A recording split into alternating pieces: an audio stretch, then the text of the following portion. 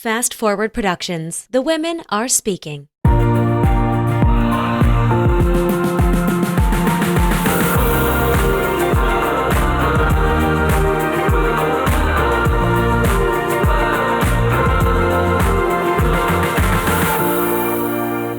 everybody, it's Sunday, August 11th. This is not the day that we usually record podcasts on. This isn't the topic that we were planning on recording a podcast on, but we thought it would be important to share our thoughts on the subject.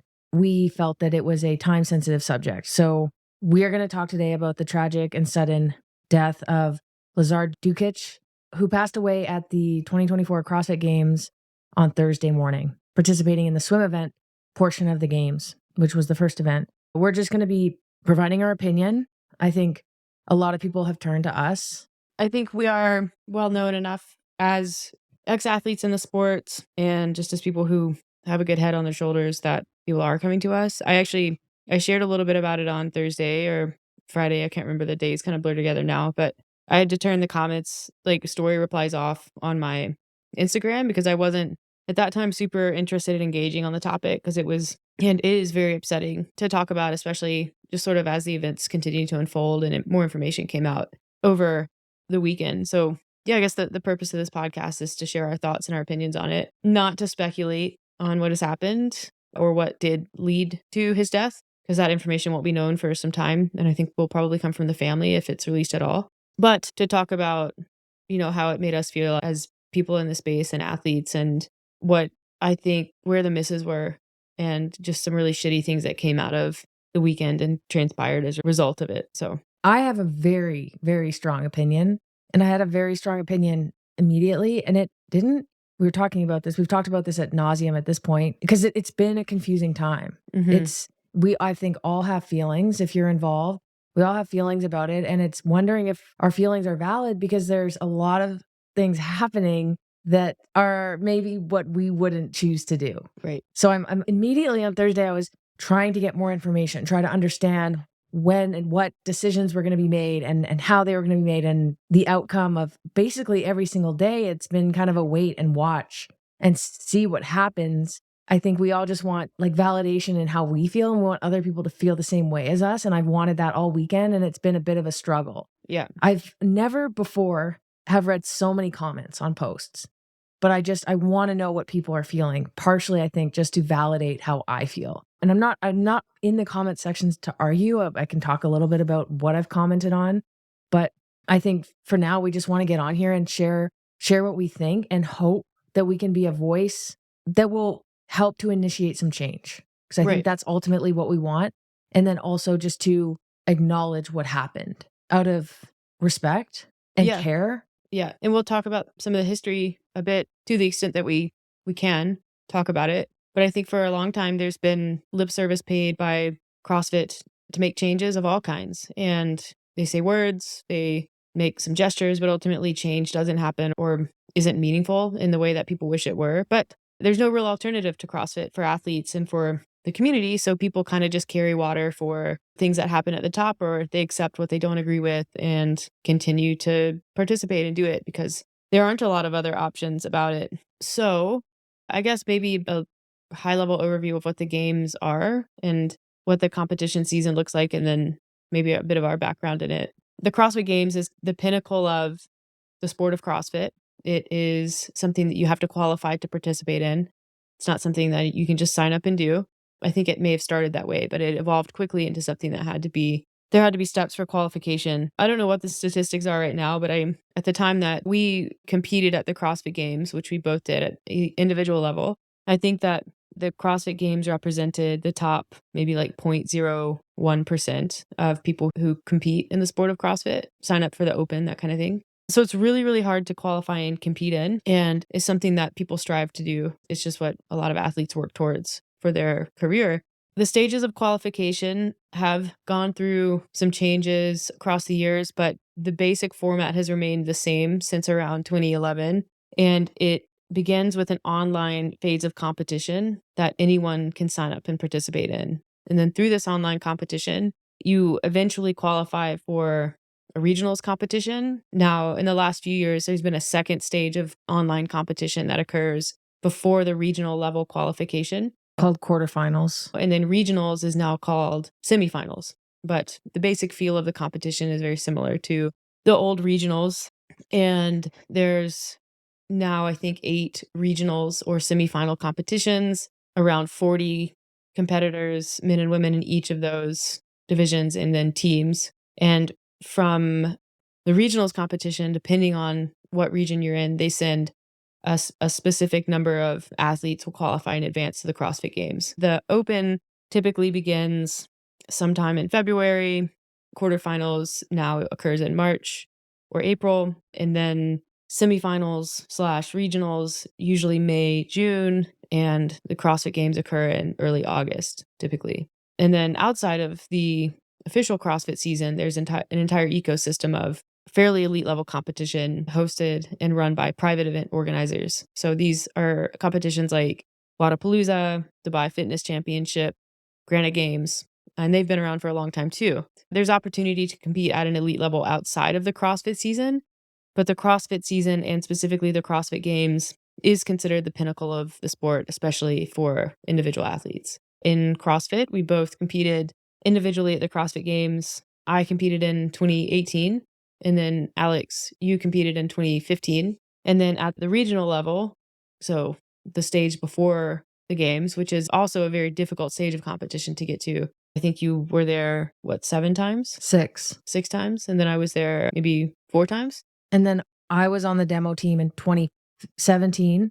And then I was also on the demo team in 2019 with Meredith. Yeah, I was on the demo team in 2019. And the demo team is essentially...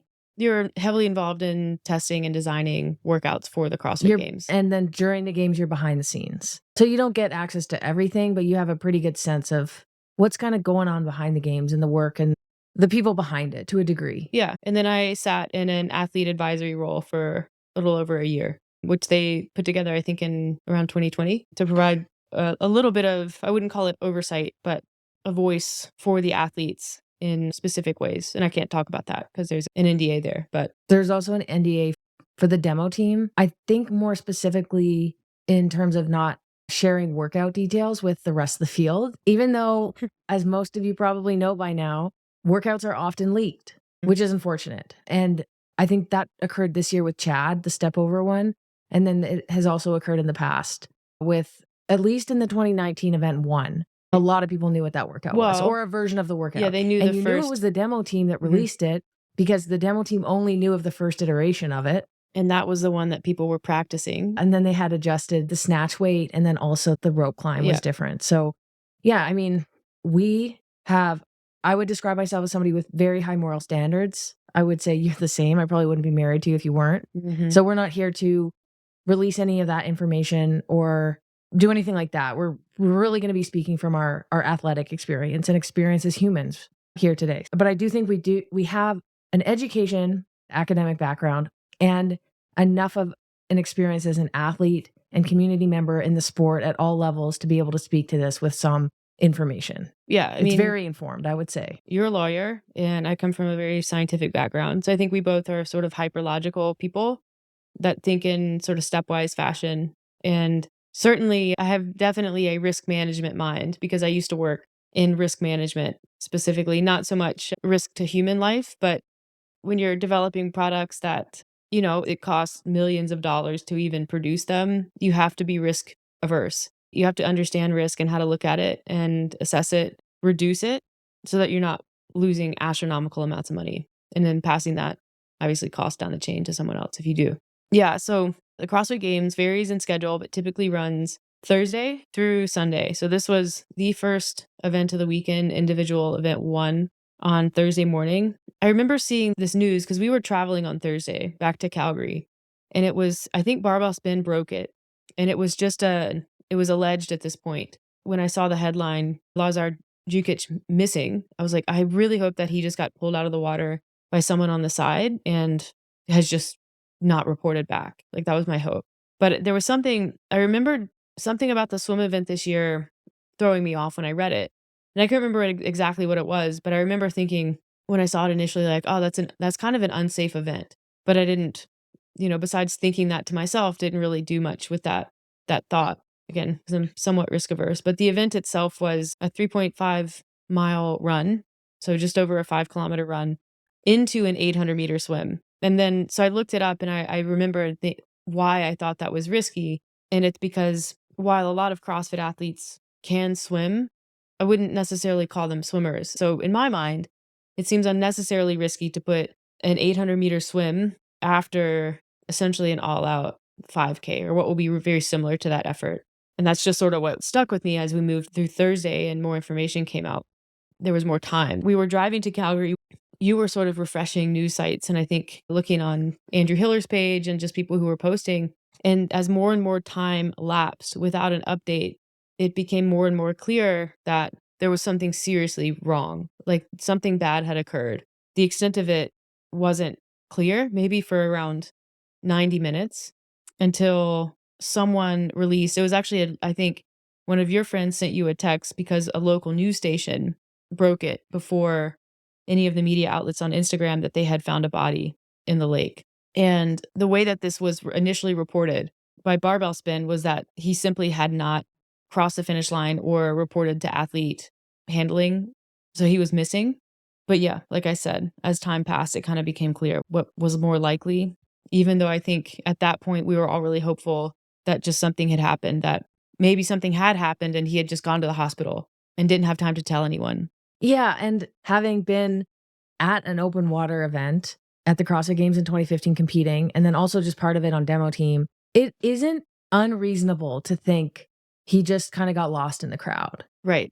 Because I don't know that venue, but in other venues, if you accidentally exit the water in a different place, or, maybe he didn't go in, or it's hard to identify athletes when they're in the water. Mhm. And so there was part of me that was like, oh, they'll figure it out. It's just something's happened. And yeah, basically, and then it became, then you started looking at the comments on these pages, because I needed more information. I needed to know what was going on the floor. And comments were coming of people saying, I saw him in the water and he went under and I didn't see him reemerge. Like things like that were just like sickening to read. And then you start looking at people's stories and posts of Tia finishing, and you're looking in the background and people are saying, that was him back there. You can see there's ripples, but there's no there anymore.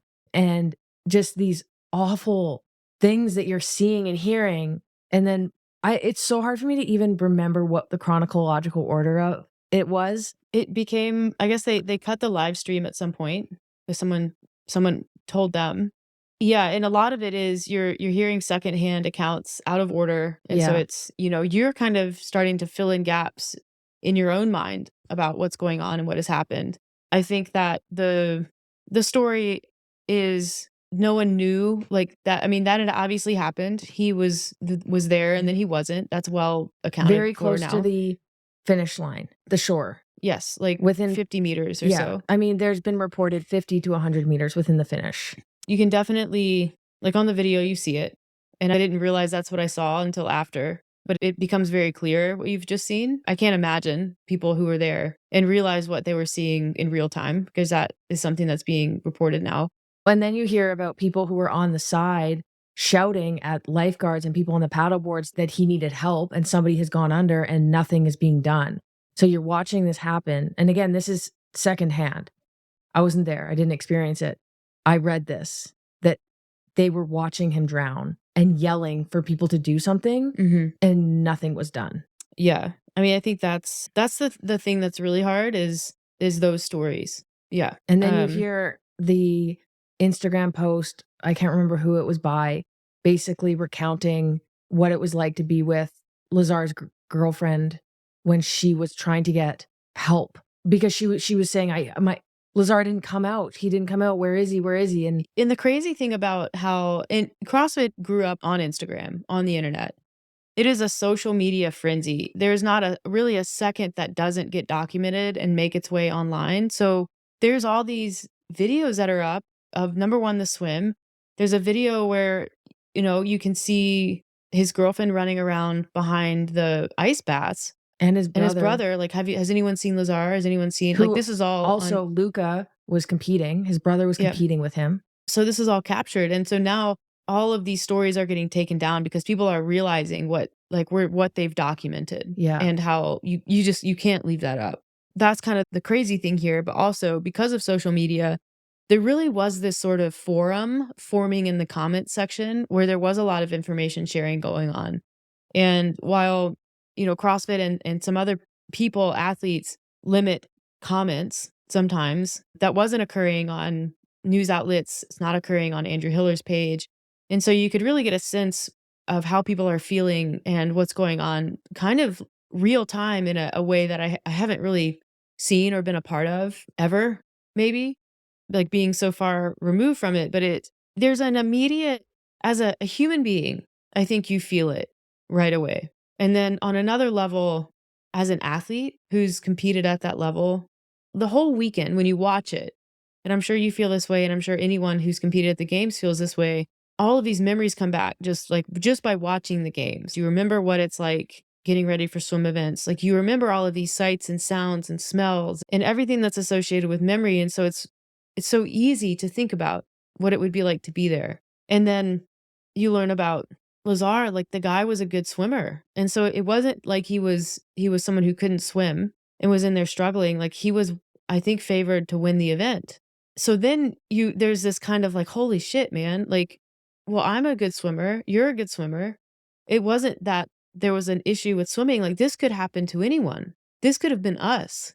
And so there's this real personal connection to it. And it makes it was kind of this very visceral feeling that I had. And, on top of that, there's all of our experience behind the scenes and all of the knowledge that we have and all of the history that we have with the sport that brings in a lot of perspective, specifically with safety. This is not a one-off occurrence. People will look at this and say, oh, it's a freak accident. They'll speculate on what happened, what led to it. We'll get into why that doesn't matter. But this is not the first near miss that CrossFit has had. They've had a lot of near misses. This is the first time where like it wasn't a near miss. And that's, I think, what made me feel really sick was this thing that happened that felt really personal. But then also my first reaction was like, I was very unsurprised by it. It was almost like that was sort of a matter of time. And I felt horrendous for having that reaction, for that just like being something that was bouncing around in my head. And part of that is because I feel on a level that I was so invested in the sport. There's so many people who I think looked the other way. You really get into some stuff where you're like, that was kind of sketchy, but okay. And then you just keep going because you want to assume that the people in charge are making the best decisions. And that's something I brought up with, because we've talked this through 100 different ways and how it compares to other sports and things like that, and the risk that you consent to as an athlete. There are people who die in other sports. There are people who die in downhill mountain bike racing. Just last year, the Tour de Suisse, the Bahrain victorious rider died. There are people who die ski racing. And it's different for a few reasons. The first being, with those sports, there's an understood risk to your life. As soon as you get on a bicycle or as soon as you put skis on your feet, you know that just doing that activity comes with a risk of death. And so you as an athlete can accept that risk, but you also accept it having a full, clear view of what it is. Mm-hmm. You understand every aspect that goes into doing that sport. CrossFit, their tagline is unknown and unknowable. So I'm like, okay, so there's the difference there, because as an athlete, competing at a high level in anything brings inherent risk. With CrossFit, I think that there's a consent to risk generally, but you're consenting to risk, understanding and believing that the people who are in charge are managing the risk that they know and that you don't know. So there's trust there. I think is the difference here. We can consent to risk and we can accept that that's part of it, while assuming that essentially the adults in the room are looking out for us. And we talked about that with your ski racing, because I said, what was it? You hurled yourself down mountains at whatever speed for years. Like, what was it that made that different than this? And, surely there were races where the event organizers looked at the conditions and said, no, we're not going to race in this. Is that right? Yeah. I think with ski racing, it's a little, again, different, even though with CrossFit, there's risk assessment and it is in real time. With skiing, I'm sure that they've made bad calls and someone's gotten hurt, because you're working with a variety of different factors and conditions that are happening quickly. Mm-hmm. The temperature, the snow conditions, the weather can change on a dime. But you have to trust that people who are making those decisions are weighing everything, but ultimately have the skiers. You're not going to race in perfect conditions ever, but they have enough of knowledge that they can make the right decision for you. And I remember specifically one year at Whistler, the downhill, the first ones, we were doing a race on the Olympic downhill course for the 2010 Olympics. And there was a lot of snow, really bad weather. And we were all sitting in the lodge kind of waiting. Mm-hmm. It ended up getting canceled, but it was kind of that waiting period of, are they going to make us go or are they not? And as an athlete, I know this, and we'll get to this later. When your coach says it's on, it's on. You can't decide that. You aren't the one who makes those decisions. You go. Yep. You signed up for this. At that point in time, I was on the national development team. I didn't have autonomy to decide, but I think it's different in CrossFit, especially here. If you're looking at one instance, they knew what the conditions were going to be. So let's back up and talk a bit about the conditions and just kind of everything. Like we won't, again, not going to be speculating about the actual cause. We'll stick to what we know and let the facts come out later. But on the ground reports there weren't enough, really anybody on the water. Also visible by the videos. Yeah. No real lifeguarding presence at all. There were a couple people on paddleboards and then I think some jet skis around, but visibly much less than previous years. I thought there weren't jet skis. I think the jet skis were very far away. Okay, because I heard there was one boat. Yeah. Again, we don't have all the information. But it's definitely visibly different than previous years. And when you compare it to something like a triathlon, just like laughably different. No flotation devices, no rescue floats out on the course, which are typically provided in open water events, no pull buoys. I think that because the event started with a run into a swim, they didn't require the athletes to wear swim caps, which doesn't sound like a huge deal, except when you remember that lakes are brown and most people have brown hair. And so when you don't have a swim cap on, whatever, even black swim caps are more visible than just a head of hair. So automatically people are less visible and much more difficult to see. And this is why swim caps are required in a lot of open water events, even for people who are bald. So no swim caps required. There were water temperature issues. And this is something that I don't know if they consulted the open water swimming regulations or brought someone in. I'm guessing no, because they probably didn't know to think about this. But I've seen a few, and this is getting thrown around in comment sections a lot about how people die in triathlons all the time and yada, yada, yada. And it just comes with open water swimming. And people even, they throw out Fran Crippen. Well, Fran Crippen died in 2010 as a result of excessively hot water. And that was when FINA, which is now World Aquatics, a governing body recognized by the IOC, set out open water swimming temperature limits, upper limits. And so the upper limit for any swim 5K or shorter is 85 degrees. And then the upper limit for, I think, 5K or longer is like 87.5 Fahrenheit. The reason for that is intensity is typically higher in shorter events. So the water temperature has to be lower. The intensity is lower in longer events. And also even at below body temperature in 87.5 degree water, if you stayed in there long enough, you would become hypothermic. You would die of low body temperature. The concern with warm water and high output is cardiac risk and hyperthermia. So overheating, not being able to control body temperature down. The water temperature in that lake, according to Google, was 85. So over the limit for short events, under the limit for long events. Or maybe it was 85. They were like on paper, quote unquote, okay. But when you add in the run, Texas heat and humidity, which I didn't know the heat on the day, but at around 8 a.m., it's about 27 degrees Celsius. You're outputting at a really high level and you're then going into relatively warm water. So we're looking at about over 80 degrees Fahrenheit at that time of day. And if any of you have ever run a 5K for time, it is very difficult. And I also want to point out, you brought this up early. Matt Fraser, I think in a documentary once said the line, "I will die for points." Yeah, and we can talk about him also, his experience that ties into the whole history of issues with safety and concerns in open water swimming.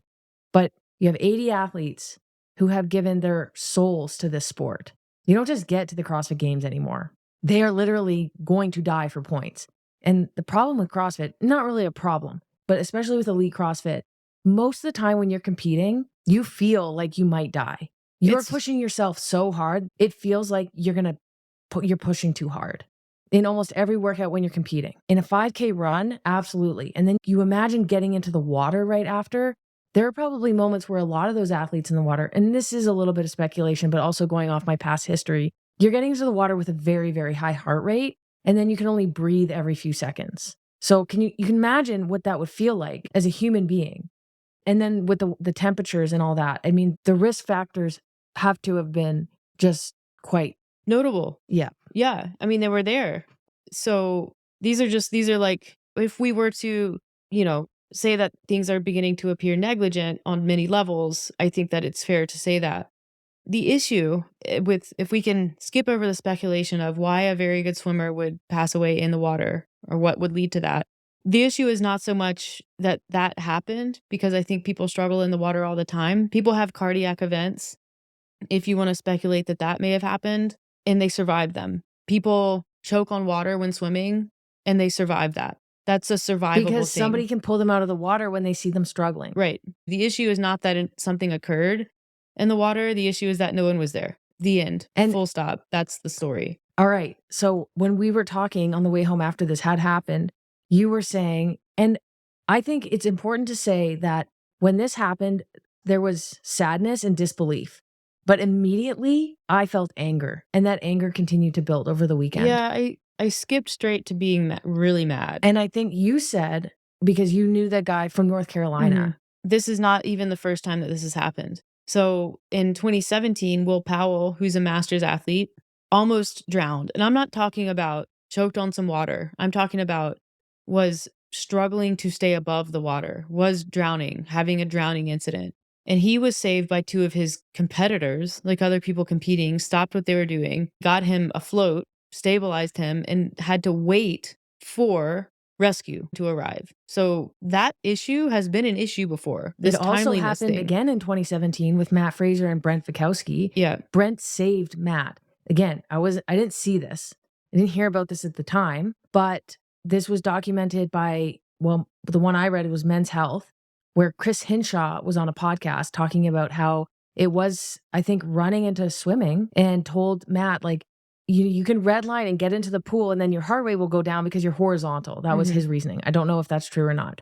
And just like any good athlete, Matt did that because you listen to your coach. He started to struggle, and Brent Fikowski is a strong swimmer and probably came up and recognized that he was struggling and essentially saved him from drowning. And Matt Fraser has admitted that, at least in the articles that I've read. So again, this is not the first occurrence of there being a very serious possibility of somebody drowning.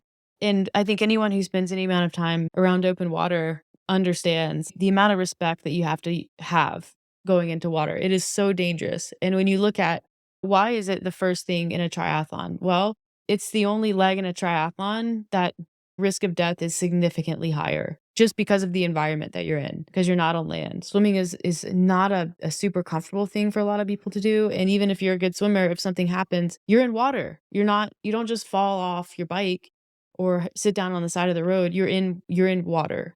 You're going to sink. So this is the problem. And, that's just water safety concern history. There's been also a whole history related to land safety issues and the silencing or the shaming or the berating of athletes who bring their concerns to the forefront. And one example, in 2015, when I was competing, Emily Abbott, who was a friend of mine back then, I don't see much of her now, we had done Murph. And if anyone remembers 2015 Murph, they probably remember one thing, and that's Kara now Sanders barely surviving it to the finish. This is I will die for points situation.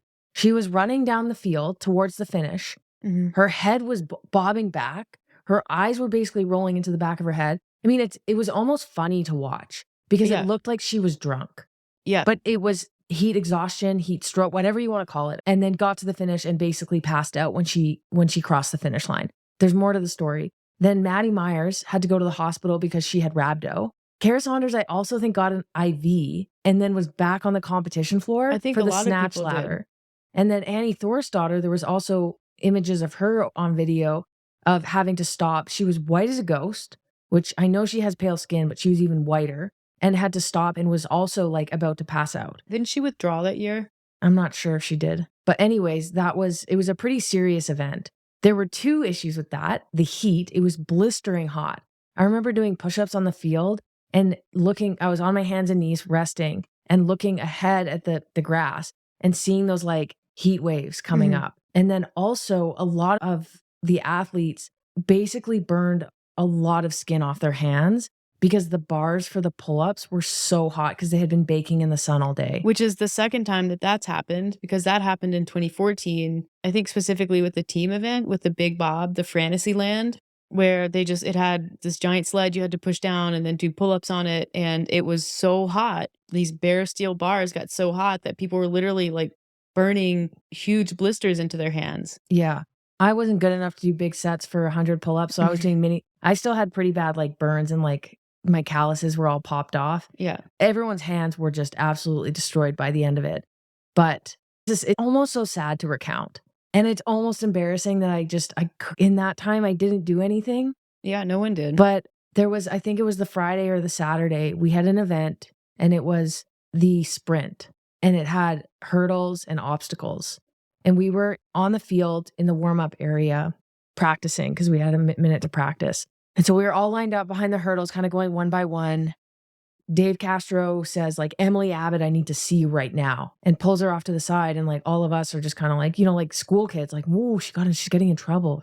And basically like pulls her off to the side and tells her it was inappropriate for you to write. She basically, I think, had been interviewed by Emily Beers, who wrote an article where Emily said that was unacceptable amount of risk and not appropriate for them to have that competition and that event in that kind of heat. Yeah. With vests and all that, basically expressing concerns over athlete safety and the ability for CrossFit to watch out for athletes' health and safety, and was essentially silenced. And this like by Dave. I remember she came back and she was crying. Did this scolding occur like in earshot? I don't remember. I can't say, but she was kind of off, like she was off behind, and she definitely came back visibly upset. Yeah. There's nothing else I can really say because I don't remember talking to her.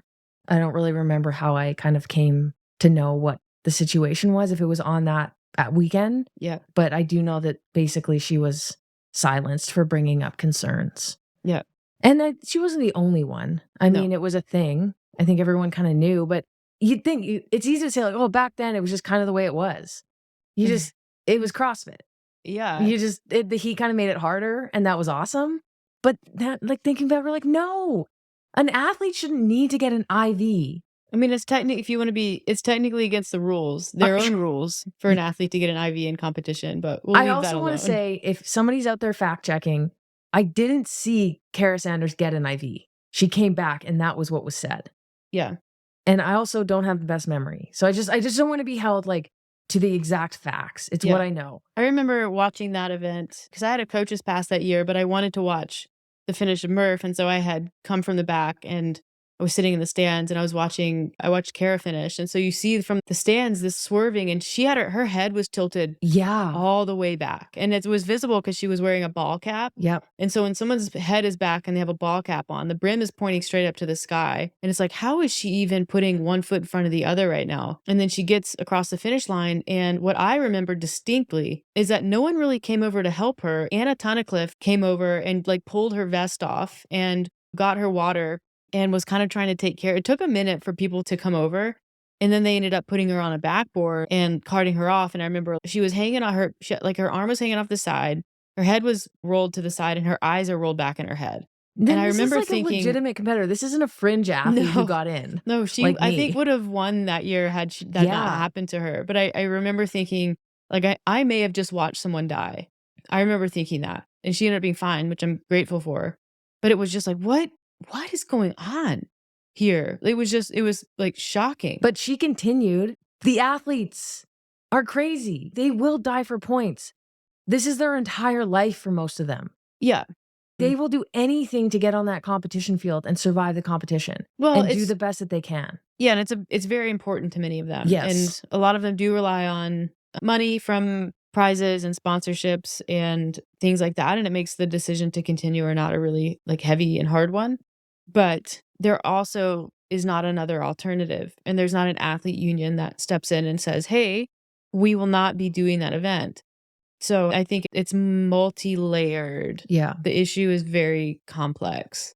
Other safety concerns. I mean, I think the push has been bigger and more and harder and bigger and more and harder. Like year after year, you're seeing that trend, you're seeing that happen. And it's like, wow, like what a spectacle. Like people are doing it. And on one hand, it's amazing. On the other, you do kind of wonder, well, where does this end?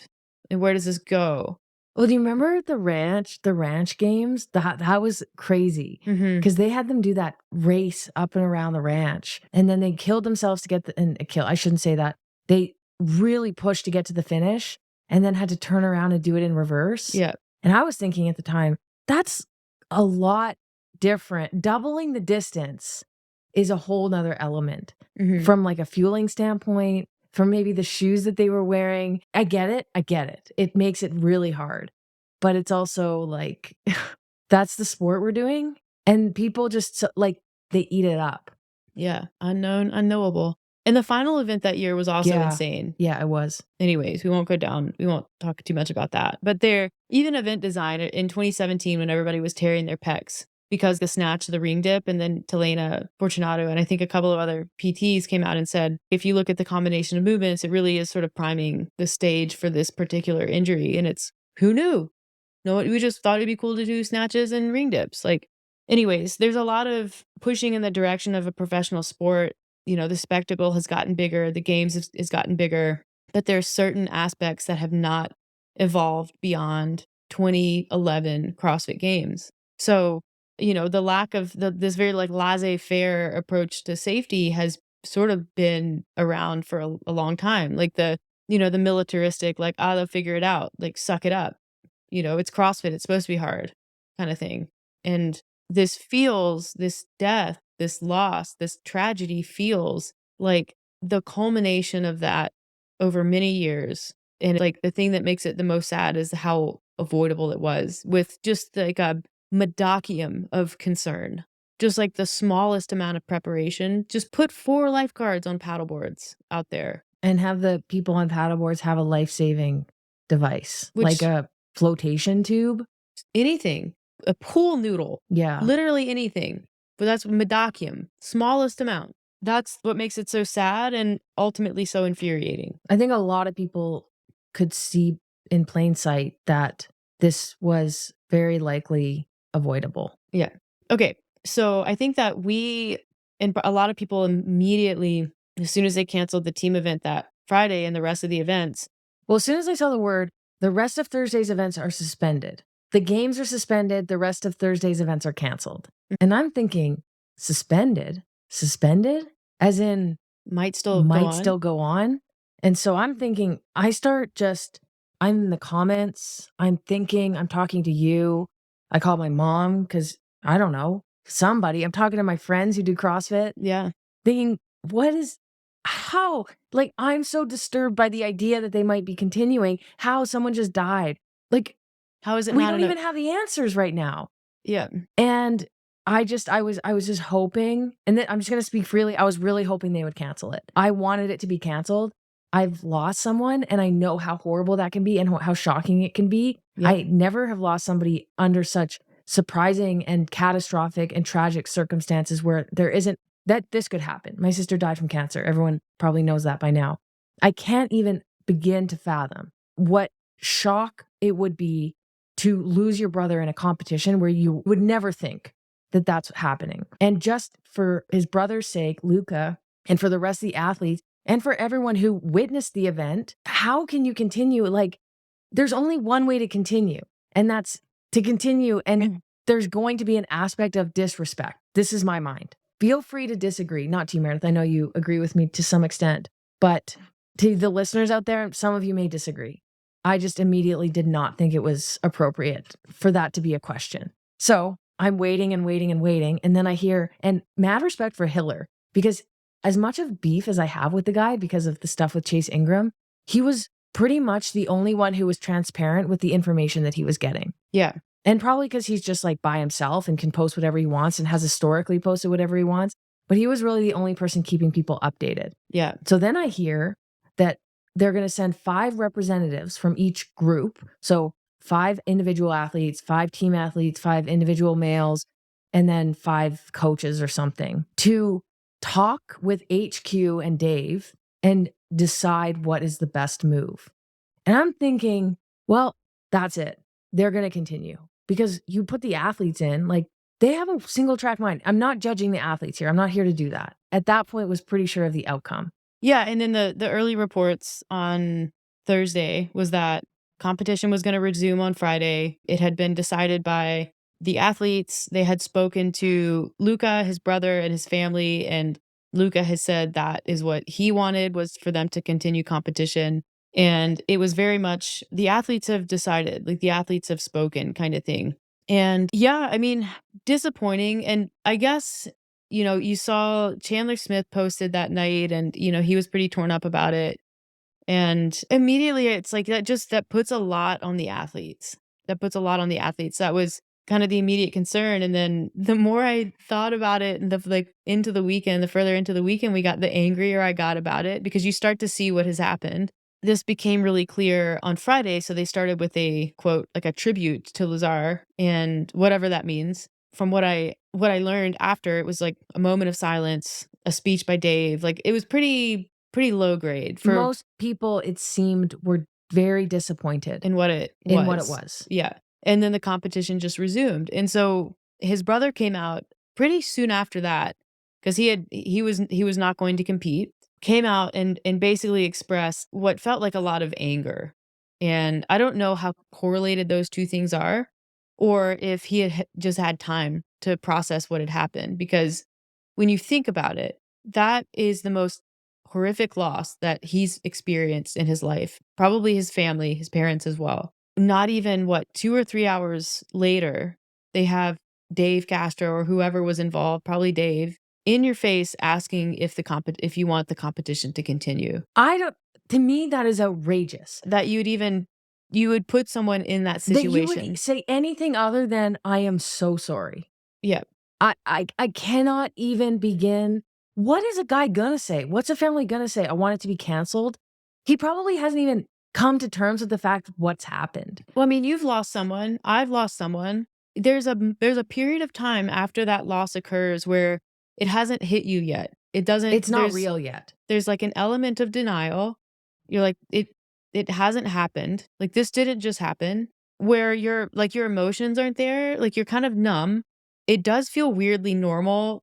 I mean, it happened just recently with Abby, who I didn't even know that well. And it's still for the first, I think it was probably, I don't remember when I started getting quite upset, but for several hours, it was almost like, well, wait a second. Yeah. Their part in your brain isn't processing it. It's not computing. Yeah. Because you're like, especially imagine this person started the event and they didn't cross the finish line. With you competing also, like, there's no way that he was in his right mind to be answering or like that kind of question. But what I can say from having experienced loss is like things feel weirdly normal for a period of time, whether that's 30 minutes or a couple of hours. It's kind of like, oh, it doesn't hit you. And I don't know how, I mean, Dave, Navy SEAL, you'd assume has been around some death. Like he would know that.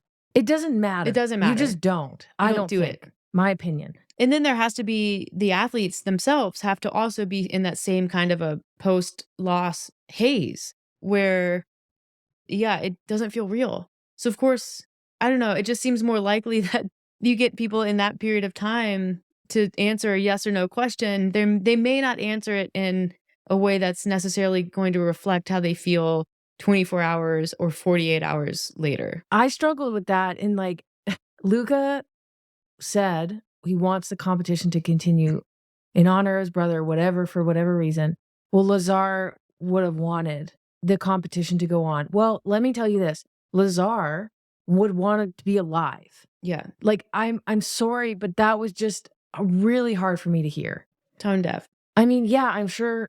I don't know. It's not battle. It's not anyone to say. It's not for anyone to say what he would have wanted. The way that people were saying things, and I know like CrossFit is this like paramilitaristic, weird fucking cult.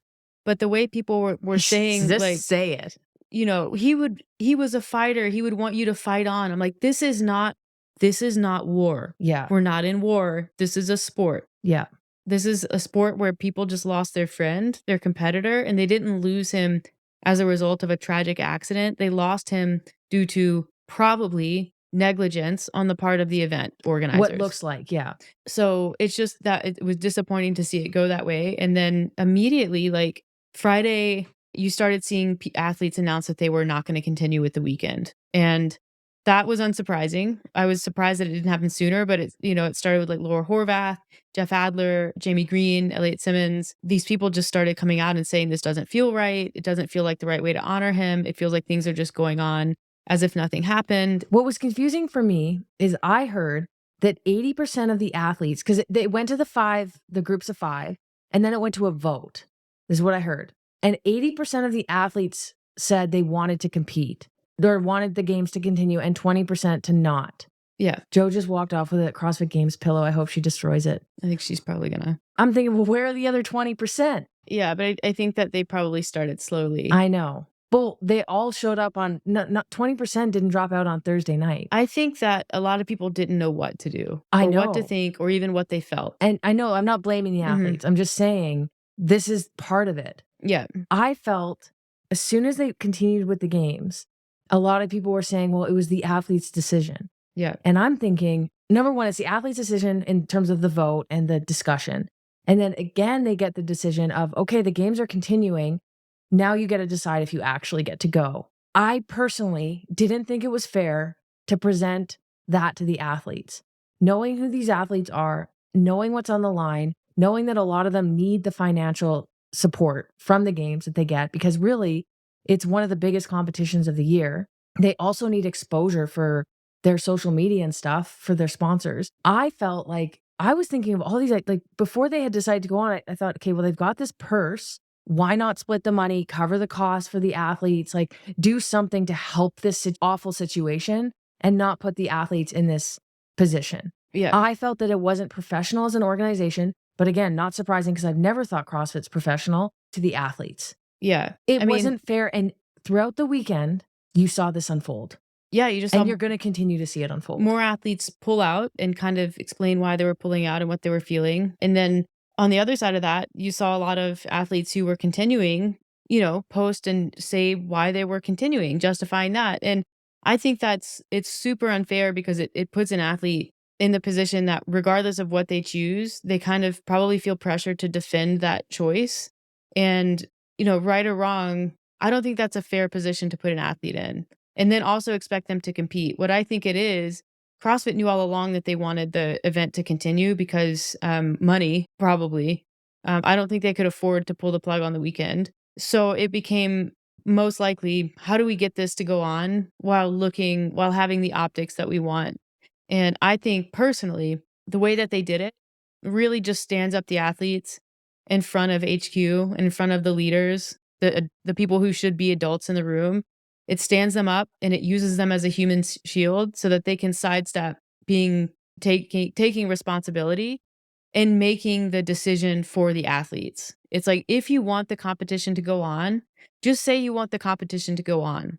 I'm sure that there are some athletes out there who just wanted to compete, who probably felt sad, maybe a little traumatized, but on a much deeper level think, hey, you know what? Like, I'm here to compete. This is what I trained to do all year. It's really sad, but I just want to go do the events, do my best to do my best. But it like puts an athlete in where they can't even say that. They can't even come out and say that. It's because the sports exist on social media. And frankly, a lot of success in terms of financial support that an athlete gets for competing in the sport does not come from competition winnings. Yeah. It comes from acceptance online. Mm-hmm. It comes from what you look like, how you hold yourself out, what you believe in, how extreme you are. I mean, look at Danielle Brandon. She's rude and people just eat that up. It's entertaining. You have to be entertaining. You have to do what pleases the crowd. And unfortunately, like everything in this world, you can't make a decision that serves everybody.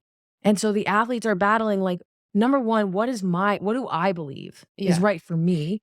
What do I need to do for my financial situation? Because I'm probably $10,000 out of pocket just being here for the week. And thirdly, like, this is my career. What do I do to not feel shame? Like, I mean, I've been on this side of social media where you just get hammered by the negative comments and you get hammered by positive comments, but it is so brutal. And so they're faced with like, well, what decision do I want to do for myself? But also what decision is going to be most socially accepted in this community? And then how do I do the social media dance and say what people want me to say so that I don't get descended And upon? then it's also like, what state am I in? How can I compete? Can I compete? I mean, they have to have been shaken up.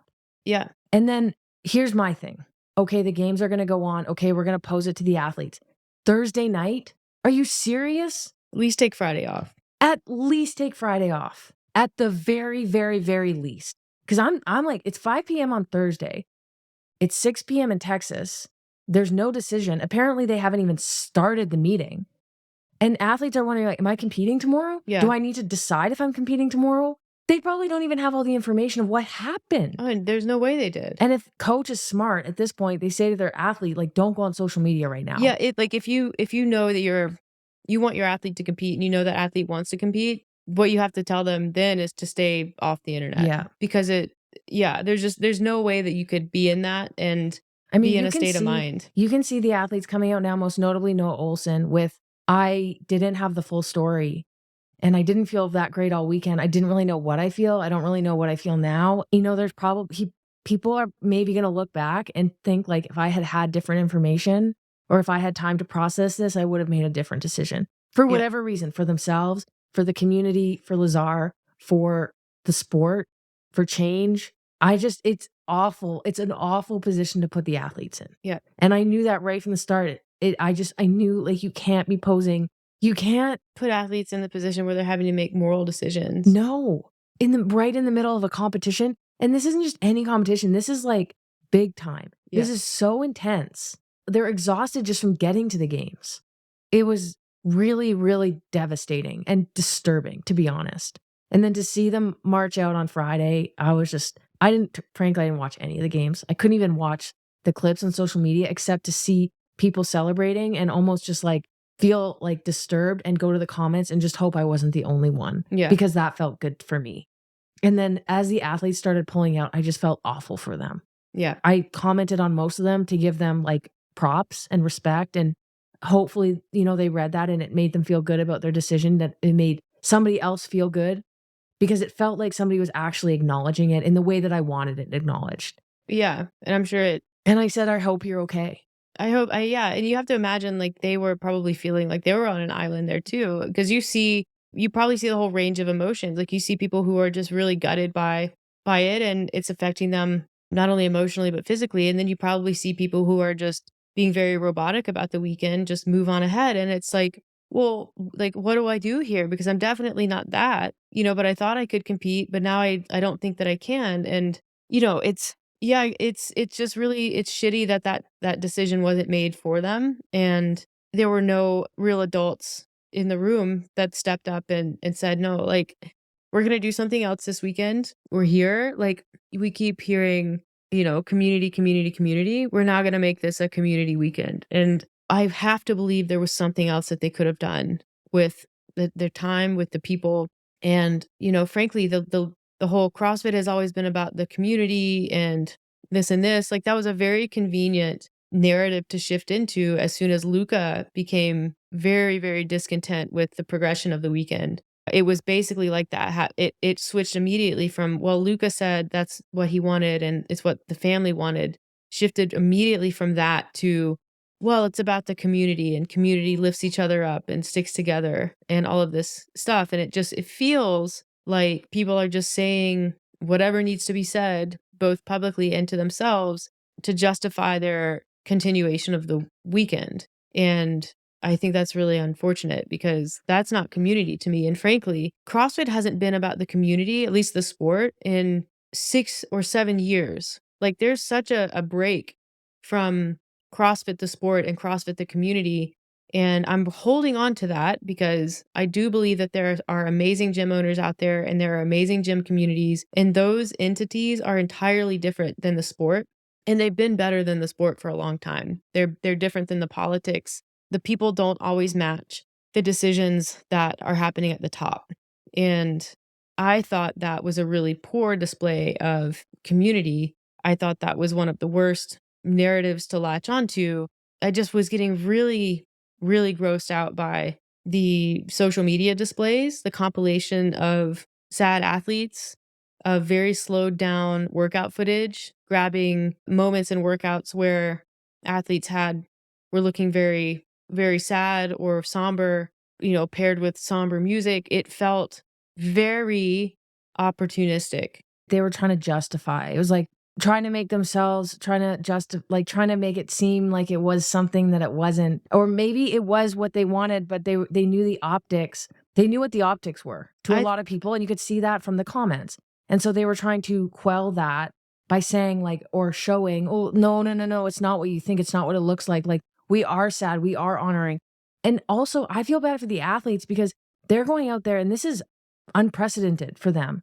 So they don't know what to do. And they're now subjected to scrutiny online, again, where the sport exists, based on what they do or do not do. And they're having their likeness filmed and photographed and blasted all over the internet. Like, why not? If you're going to carry on with the competition, why not, from a media standpoint, say, like, what we are going to do, we're going to stream it. We're still going to have coverage, like, out of respect to like the family and what's happened. We're really going to cut back on our social media here. And we ask that people do the same. We're going to report on finishes, like, whatever you have to do to dial it back. It felt like emo CrossFit games on social media. And I don't know if that's why people like Brian Friend and others decided, you know what, fuck this.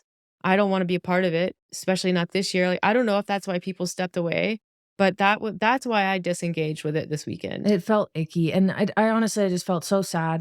Like, as athletes were dropping out and posting, you could tell that there was a lot of struggle.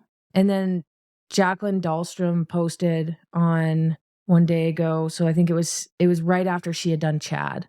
And it was I don't know where the video came from. She looks just absolutely distraught and just said, I tried to go on, but couldn't. And to see her face and just, it kind of tells the whole story. Yep.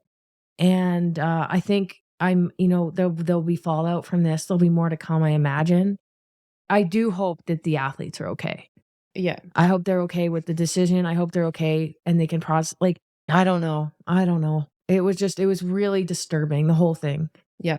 I thought that, again, it was very, very hard to see that, like, especially throughout the weekend, it started out very somber on social media. And maybe this was me just seeing it because it's really hard to see CrossFit in any positive light whatsoever, to see it shift to okay, now we're going to focus on the events. Yep. Now we're going to, congratulate the winners. The fact that there was a closing ceremony, again, didn't watch it. I felt that was, I was embarrassed to be a part of this sport. The fact that I have been, the fact that I am, the fact that I vouched for it. I think that's what, like, for so long, I think people would say, well, isn't CrossFit dangerous? And, they would call into question the validity of the sport. And I would just break my back defending it and saying, no, it's not dangerous. Like, and, at an affiliate level, at a gym level, it isn't. Like, it's just exercise. Sure. Like, I'm sure it's dangerous for some people, but I spent so much energy defending the organization and the sport because it's almost like I wanted it so badly to grow up. I wanted it to be something bigger and, more legitimate, almost selfishly for myself, so that when I say, yeah, I've been to the CrossFit game, I used to be a CrossFit athlete, people are like, holy shit, that's awesome, because they number one, they know what the sport is, and they also know because the organization is well run and all of these things that make a sport legit, it actually carries some weight. Like, I wanted that so bad for the sport and for myself and for other people, but it never happened. And it's almost like I thought I had, we've been removed from it for a while, and I thought I had kind of escaped the more toxic feelings from it. But it's like, this just brings so much right back to the surface. And I know that a lot of people who've been in the sport for a while are probably feeling the same way too. It's almost like, why did we spend so much time and energy defending this and doing this and trying to make it right and trying to make it okay, when all they've demonstrated year after year is that they don't really make changes. They don't listen. They're not transparent. They won't grow up in ways that matter. I mean, I've tried fighting that fight with the commentating. I mean, that was, in my opinion, blatant disrespect towards the athletes, some of the commentators. No change. Of course not. But I did get absolutely pummeled on social media. Yeah. For, of all things, being gay. That was, of course, thrown in there. You can't win in the sport. No. And then I've been on social media and I've expressed concern over judging. I've had to show videos on my page of things from YouTube saying, you qualified this guy to the CrossFit Games. That was the year that they had the open, qualify straight to the CrossFit Games. And then I had to have a whole argument with the guy who runs the social media account. Yep. And again, accusation of me not being fair. It's just Bush League. There's a post by the Morning Chalk Up, and it was titled CrossFit Community Relaxed to Lazar Đukić's Death. And there's a comment on it by Mason DePeel, and this isn't an @comment section podcast episode, but this really sums it up. I'm so mad. CrossFit and its outlets continue to say that this is a professional organization. It's not. CrossFit has professional athletes, yes, but in no way is a professional organization. Whether it's communicating what's a good rep or no rep, the convoluted and ever-changing qualification process, random staff firings, and apparently safety, they do what they want, don't ask for forgiveness, don't provide clarity, and ultimately sow discord and confusion. When they ended seasons like Paige Powers, people were upset, but in CrossFit, in classic teenager fashion, decided they didn't need to be accountable to themselves, the athletes, or the community. They say, sometimes, quote, we'll do better, end quote, but they don't. They just continue along like a hormonal teenager who does what they want because they think they can. I'm sick of this in this organization. Today was 100% preventable, and a great man is no longer with us because the organization of perpetual mistakes makes their worst of all today. All prayers to Lazar's family and friends. And like, yeah, this sums it up. Yeah. It's just, it's crazy to be talking about burning hands or no reps, but like it's all culminated to this. And I think I was really upset with the athletes, and I'm trying not to judge because I understand that there's so many factors. There will be no change if there's no change. If no one actually stands up to CrossFit. And by competing in this weekend, no one stood up. No one, and I really, really don't want to throw names out, but come on, stand up for what you believe in. Stand up for what you have said you believed in. You want CrossFit to be different. You want to have a change, say in what CrossFit's doing. Then boycott. Don't let them continue to get away with this. I mean, like respecting Lazar and Lazar's family or grieving in whatever way you want, that's different. There's another reason to drop out of the sport and to drop out of this competition. But then no, athletes will continue to participate, continue to complain. Maybe they'll drop out, and guess what? A new batch will come right in, and a new batch will be subjected to the exact same thing. I've watched for the last few years where since I've left CrossFit, and I just think, how are people still doing this?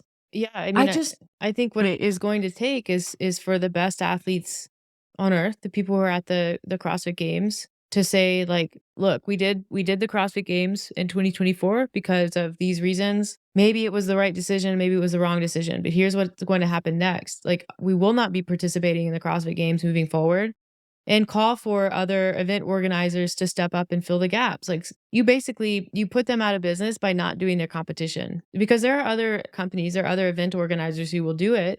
You just say like, look, like, we're the best in the world at this game that we play, this sport that we do, and we will just play for someone else.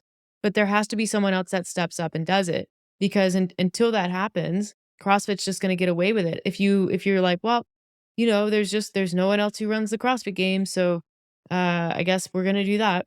What's surprising to me, and it's a question for myself, why do we have such high expectations of a business? Why do we have expectations that a business that wants to make money, that's a business makes money, they want to make money, they want to make profit, want to grow. Why do we have such high moral standards for CrossFit when they have never shown that? They've never said, and maybe it's because of the, what do you call, word salad that they spew every month or so. Yeah. Oh no, we're going to do this. So even yesterday, you know, Dawn out there, you know, we're going to do this, we're going to do that. We're going to hire a third party. So CrossFit HQ is going to hire a third party, and you're going to be transparent with that information.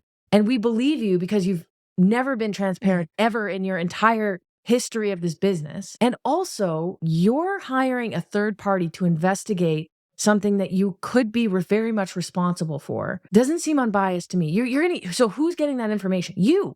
And you get to decide what to do with it. I don't understand. I mean, I don't know. We'll see what happens with litigation and what his family decides to do. Again, like, can't really speculate on it. I would not be surprised if this ends up in a lawsuit situation. I don't know what happens with a third party investigation if it goes there and they subpoena that investigation. That. I don't know. I don't want to get into the legality of everything. Okay. I don't know. I just think I don't know why we have a high expectation. I don't know why we're still here. I mean, I think what this should, if you take nothing away from this weekend, take this away from this weekend. CrossFit has shown you and shown everyone that they are not a sport. They are a business. Yeah. And the bottom line matters more than just about everything. No, the bottom line matters more than everything.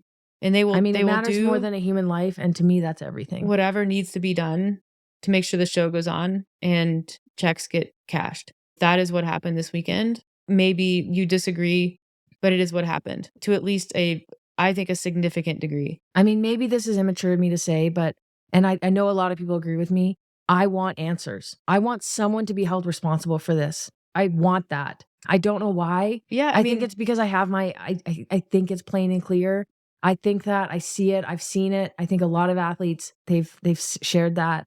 A lot of fans, spectators, community members feel the same. It feels like it was unnecessary. And if it was unnecessary and preventable, we want someone to take responsibility for it. That is what might make it better. Yeah. Which at this point, there's nothing. I mean, someone drowned on live stream. They drowned in front of spectators. Their competitors swam over before anyone even knew to stop. It's disturbing. Yeah, it is. And I think that, if you're feeling angry, that's righteous anger. If you're feeling sad, it's also for a reason. What do we do? I think that anybody can demand for change. You can add your voice to the many voices. We are fortunate to have a platform where ours are listened to and heard. If you don't have a platform, write letters. Just start writing letters to CrossFit, write letters to Rogue, Go Ruck, Roka, all the sponsors. Like, demand change.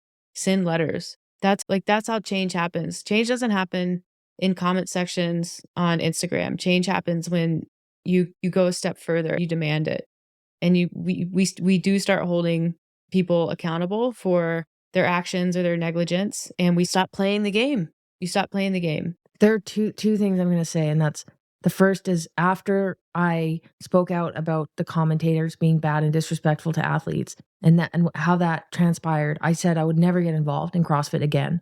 But this is too important. Yeah. I felt like I needed to be a voice today and share what I thought. And secondly, in defense of some of the athletes, I wonder if a lot of them are young, and we talked about this on Abby's podcast. I wonder if there hasn't been loss in their lives. They don't understand firsthand experience what it is like to lose someone and what it would be like for Lazar's family. And they can't empathize to the same degree as maybe someone like me or someone like Ariel Lowen, who's a mother who may, I just, maybe it's just, they don't feel the same as me. And no one is the same. Everyone has their differences and values and beliefs. But I just don't think staying silent and just letting things unfold, it's just too important. Yeah. I think we should wrap this up by saying, I feel like I speak for both of us, just really feel for his family and his friends and people who lost him. It is almost incomprehensible. It is one of the saddest things that I've ever heard.